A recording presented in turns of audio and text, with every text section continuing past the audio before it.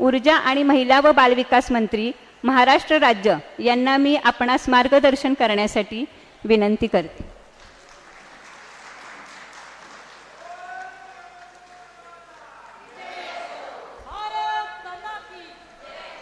भारत माता की, भारत माता की.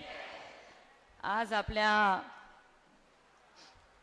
सातारा येथे भारतीय मजदूर संघ व महाराष्ट्र अंगणवाडी कर्मचारी महासंघाच्या वतीने होत असलेल्या ह्या तिसऱ्या अधिवेशनासाठी उपस्थित आदरणीय अनिल ढुमनेजी, खास मध्य प्रदेशमधून आपल्या सगळ्यांना मार्गदर्शन करण्यासाठी आलेल्या संगीताताई श्रीवास्तव, किरणजी मिलगीर, श्रीपादजी कुडासकर, श्री बाळासाहेबजी भुजबळ, रामरावजी गोळे, रवींद्रजी माने, ॲडव्होकेट सावंतजी, या ठिकाणी उपस्थित असलेले आमचे सिव्हिल सर्जन, महिला बाल विकासचे डेप्युटी CEO, आपल्या भारतीय जनता पार्टीच्या नगरसेविका सिद्धिताई पवार, वनिताताई सावंत, उषाताई पाटील, स्मिताताई पानसे, खास पुण्याहून माझ्यासोबत आलेल्या डॉक्टर अंजलीताई कोकडे,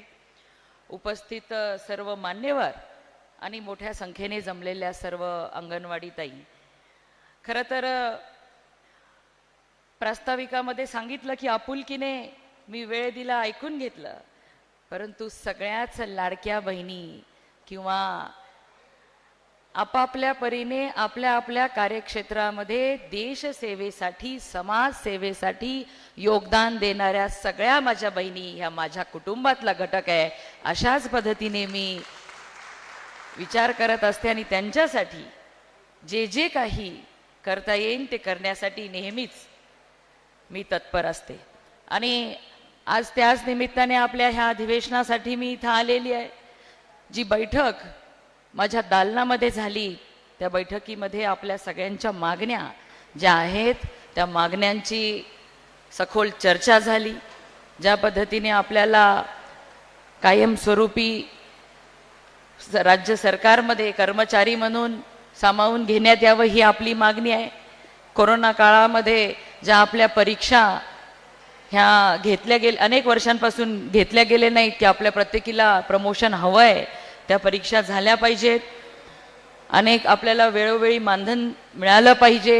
जे अतिरिक्तचे कार्यक्रम आपण करता त्या अतिरिक्त कार्यक्रमाचं सुद्धा मानधन आपल्याला वेळेवर मिळत नाही, याची सुद्धा जाणीव आम्हाला आहे.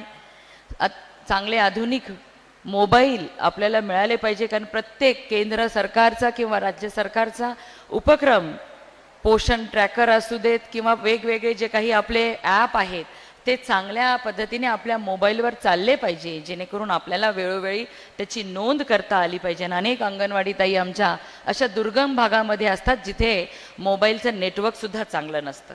मग अशा अनेक समस्या असून सुद्धा आपल्या देशामध्ये, आपल्या राज्यामध्ये आपण ज्या पद्धतीने पंतप्रधान नरेंद्र मोदीजी, आदरणीय मुख्यमंत्री देवेंद्र फडणवीस साहेब पूर्णपणे विकसित भारताचं स्वप्न, पूर्णपणे विकसित महाराष्ट्राचं स्वप्न हे पाहत आहेत, हे केवळ तुमच्या सर्वांच्या योगदानाने पूर्ण होणार आहे. कारण की 2047 पर्यंत पूर्णपणे विकसित भारत होणार यामध्ये कुणालाही शंका नाही. कारण त्या दृष्टीने पावले हे आपले पंतप्रधान नरेंद्र मोदीजींच्या नेतृत्वामध्ये आपला देश उचलत आहे. परंतु एक सक्षम, सुदृढ, संस्कारमय अशी पिढी निर्माण करण्याचं काम तुम्हा सगळ्यांच्या हातामध्ये आहे. मग हे तुमच्याशिवाय शक्य नाही याची जाणीव आम्हा सगळ्यांना आहे. कारण देवेंद्र फडणवीस साहेब नेहमी सांगतात की आपल्या अंगणवाडी ताईंचं काम फक्त ताजा सकस अन्न बनवणं, शिजवणं आणि बालकांना देणं एवढ्यापुरतंच मर्यादित नाही, तर त्यांच्याकडनं राष्ट्र निर्मितीचं काम आपल्याला करून घ्यायचं आहे आणि ते करण्यामध्ये मोठं योगदान त्यांचं आहे. कारण आज देशामध्ये माता मृत्यू, बालमृत्यू, कुपोषण मध्ये आज महाराष्ट्र हा दिवसेंदिवस प्रगती करत चाललाय. इथे आमचे सिव्हिल सर्जन आहेत, तेही सांगू शकतील की आज देशामध्ये 90 माता मृत्यू होतात वर्षाला. आपल्या राज्यामध्ये हा आपण 30 माता मृत्यू 30ची संख्या झालेली आहे, पण थोड्या टप्प्याटप्प्याने आपल्याला ही शून्यावर आणायची आहे. कारण की गरोदर माताची काळजी घेण्याचं काम सुद्धा तुम्ही सगळ्याजणी आपुलकीने करत असतात. जशी काही ती आपली बहीण आहे, जशी काही ती आपली लेक आहे, अशा पद्धतीने तिला पूर्णपणे चांगलं कसं तिचं बाळंतपण व्हावं, तिचं होणारं बाळ चांगलं व्हावं, यासाठी तुम्ही चांगल्या पद्धतीने तिला सांगत असतात. त्याच पद्धतीने ज्या अंगणवाडीमध्ये आपल्या येणाऱ्या बालकांना सुद्धा पोषक आहार मिळावा, त्याला चांगलं संस्कार मिळावेत, त्याला अबकडं बाराखडीची ओळख करून देण्यापासून तर या देशाचा सुदृढ असा बालक तयार व्हावा, यासाठी तुम्ही योगदान देत असतात. ह्या सगळ्यांची जाणीव आहे आणि त्याचमुळे आपण ह्या अधिवेशनाच्या माध्यमातून जे काही या ठिकाणी आज तुमचं पूर्ण दिवसभराच्या ह्या अधिवेशनामध्ये चर्चा होईल, ज्या अपेक्षा ठेवल्या जातील सरकार म्हणून, सरकारची एक माध्यम म्हणून आपल्याला मी शब्द देते की आपल्या प्रत्येक मागणीला सकारात्मक पद्धतीने आपल्याला उत्तर देणारे मुख्यमंत्री आपल्याकडे आहेत. आपल्या सगळ्यांना हेही मान्य करावं लागेल की मुख्यमंत्री देवेंद्र फडणवीस साहेबांनीच प्रत्येक वेळी अंगणवाडी सेविकांचं मानधनामध्ये वाढ असेल, त्यांच्या ज्या ज्या मागण्या असतील त्या पूर्ण करण्याचा निर्णय या राज्यामध्ये फक्त देवाभाऊंनी घेतलेला आहे. कारण देवाभाऊंचं खास लक्ष हे आपल्या लाडक्या बहिणींकडे आहे.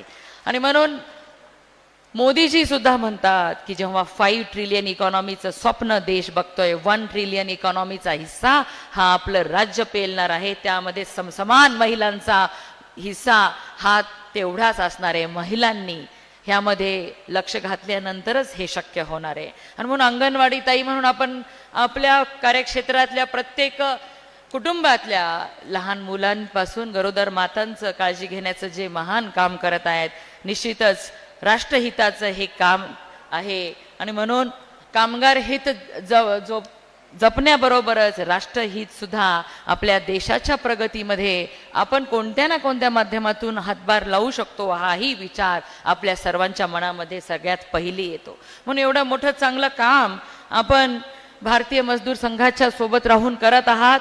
आपल्या ज्या ज्या अडचणी असतील त्या सोडवण्याचा शब्द आपल्याला ह्या निमित्ताने देते आणि आपल्या सगळ्यांना विश्वास देऊ इच्छिते की आपल्या सगळ्यांना आनंदी समाधानी ठेवण्यानंतरच ह्या राज्यातील बालक सुद्धा आनंदाने मोठे होतील ह्याची जाणीव आम्हाला आहे. म्हणून आपण निश्चिंत राहा. आपल्या ज्या ज्या मागण्या आहेत त्या पूर्ण करण्यासाठी मी आपल्यातलीच एक म्हणून निश्चितच मुख्यमंत्री महोदयाच्या पाठीशी लागून आपल्या सगळ्या अडचणी दूर करून घेईन हा शब्द देते आणि माझे 2 शब्द संपवते. धन्यवाद. जय हिंद, जय महाराष्ट्र.